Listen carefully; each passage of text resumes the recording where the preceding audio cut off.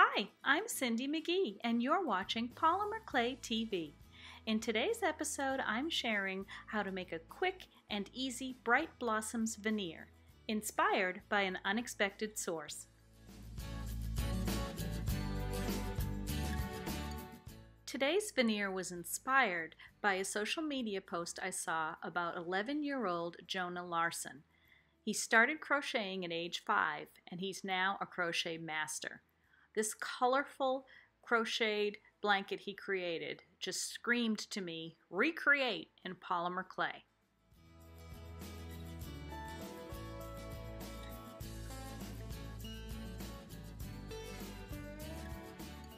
This veneer is really easy to make, and it's a perfect way to use up bits and pieces and scraps of clay that you may have in your stash.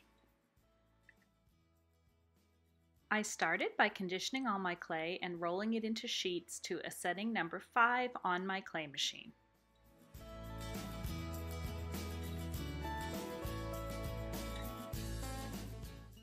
To cut all the flowers, I'm using the smallest flower from the Makin's 3-piece set of flower cutters. It just was the right shape for what I wanted to do. For the base layer of my veneer, I chose the bright green pearl Sculpey Accents clay and conditioned it and rolled it out to a setting number 4. Again, you could use any color that you'd like as a base. I just wanted a green base for my flowers. Now, I kind of went about this backwards a bit, but after I had my turquoise flowers cut out, I decided I wanted to add texture. So I textured the rest of the colors of clay before I cut the flowers, and I used my Cindy's Peacock texture sheet from Create Along to do that. So I'm just going to use these turquoise ones on the mat to create the texture individually before I mount them. Then I just carefully began to mount them in a random fashion with them closely butting each other. I placed the petals up against and inside the other petals because I want to create a complete field of petals and flowers without the green mat showing if possible. But I also don't really want them to overlap each other. It's kind of like a big jigsaw puzzle.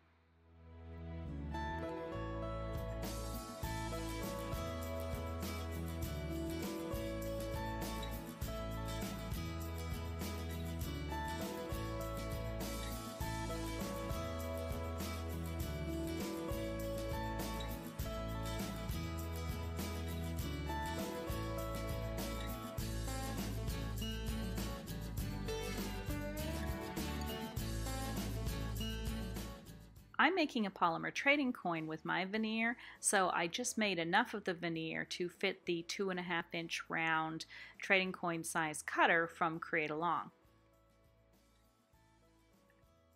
I used the circle cutter to cut a disc from the floral veneer. Then we'll add the finishing details.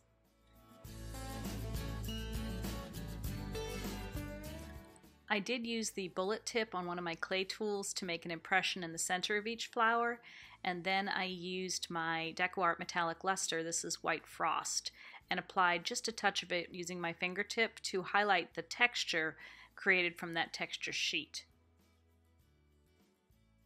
And then lastly, I used some pearlized hot fix cabochons from Create Along in the center of each one just to add a little accent and give it a little more dimension.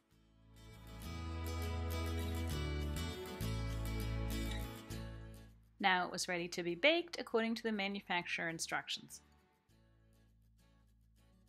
I'm so glad I saw that social media post about Jonah Larson's beautiful crocheted floral blanket. I think this makes a fun veneer, perfect for polymer trading coins, jewelry, and more. Need more inspiration? We invite you to join our Polymer Clay Tribe Facebook page. Over 16,000 members sharing inspiring projects every day. For lots more creative polymer clay ideas, visit the Polymer Clay TV blog.